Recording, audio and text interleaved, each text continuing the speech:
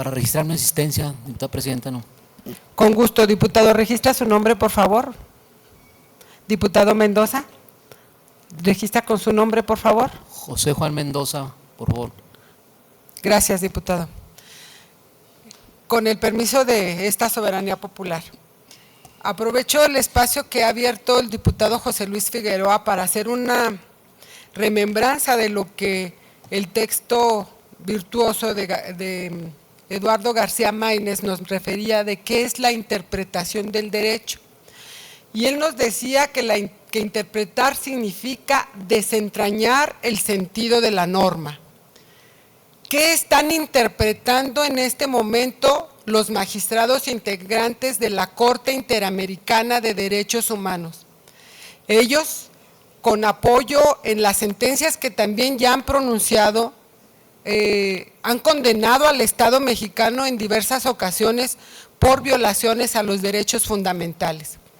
El caso más representativo y el que considero yo está más permeado en la sociedad es el caso Radilla, que trajo como consecuencia una de las reformas constitucionales en materia de derechos humanos de más alto calado en nuestro país, cuando se modifica el artículo 1 constitucional que establece que los tratados internacionales firmados por México en materia de protección de derechos humanos estarán en igualdad o equivalencia de supremacía a las contenidas en las normas constitucionales. Uno de los derechos fundamentales que disponemos las y los mexicanos es la presunción de inocencia, y la prisión preventiva oficiosa de entrada está concediendo un castigo previo a alguien que no ha sido oído y vencido en juicio. Esta sentencia de la Corte, que definitivamente está subyugado nuestro país porque somos un país que ha firmado el tratado y tenemos que someternos a lo que establece esta Corte Interamericana, donde condena al Estado mexicano a suprimir la prisión oficiosa. Y los tratadistas en materia de amparo saben que las y los jueces de control de materia federal, que las y los jueces de control de materia de orden común tienen que inaplicar esta lista porque ya existe una sentencia. Y en materia de derecho, las fuentes del derecho, la ley es una fuente, pero las sentencias de la Corte son otra fuente, sobre todo porque se trata de la protección de los derechos humanos. No coincido de ninguna manera con lo que ha expuesto, diputado, porque no se va a liberar a los que ya están internos en una prisión preventiva decretada ex oficio, es decir, oficiosamente y sin que la haya pedido el Ministerio Público. Estas personas tendrán que solicitar su excarcelación para seguir el proceso en libertad y estará a disposición de las autoridades si se les concede o no. No es cierto que de manera automática van a salir. Va a depender de la pericia de los abogados y de la función de los ministerios públicos. ¿Qué significa la prisión preventiva?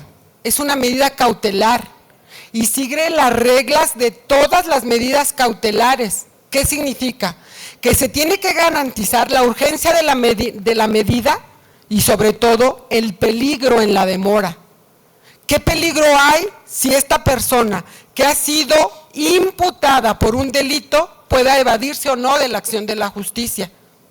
De ninguna manera, insisto, comparto que los jueces de control van a tomar decisiones irresponsables y permitir la salida de aquellas personas que están sujetas a un proceso de naturaleza penal.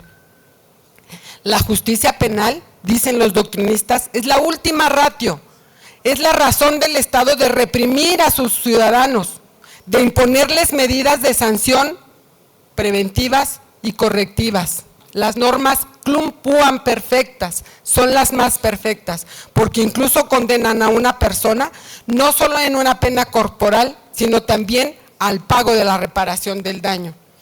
Coincido, diputado, con el resultado de la sentencia de la Corte Interamericana de Derechos Humanos, la comparto, porque a mí me ha servido en diversas ocasiones de fundamento en procesos de naturaleza penal.